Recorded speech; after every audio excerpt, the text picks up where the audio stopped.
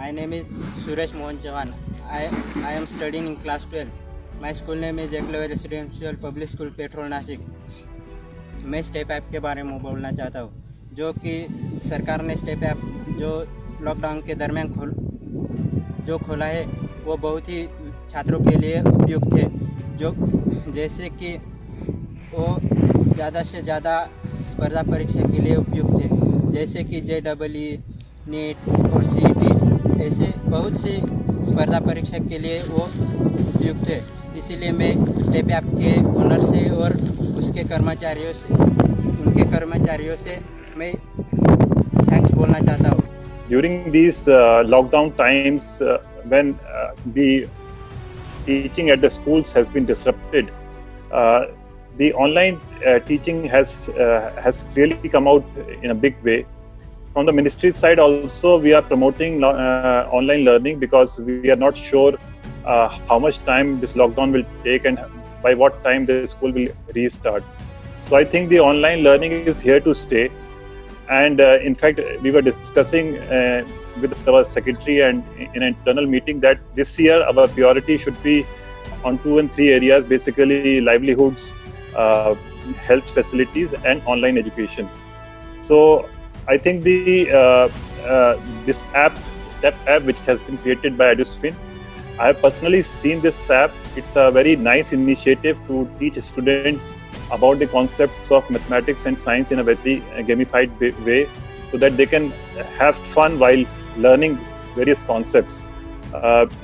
Maharashtra always has taken the lead in terms of implementing new initiatives and reforms in various sectors, and in fact they have started the application of this app in their learnings across the schools. The response has been really very encouraging from Maharashtra, and in fact I was seeing that many of these students from Maharashtra EMRS, they have been now selected in the National Talent Search Examination, and also they are performing very well in different schools.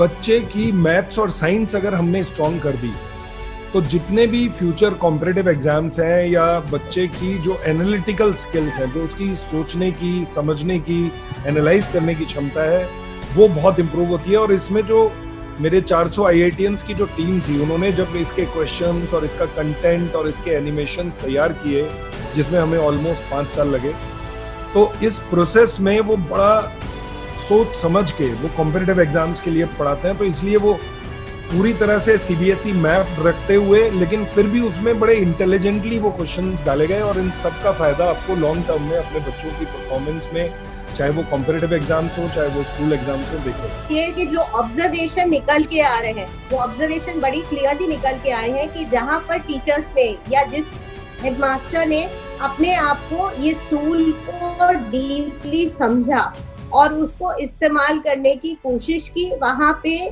जो बच्चों का engagement है और बच्चों की performance है, completion of chapters है, conceptual clarity है, उसमें थोड़ा सा वो अपने आप दिखता है, क्योंकि इलेक्ट्रॉनिकली एक सिस्टम, कोई उसमें पार्शियलिटी नहीं है।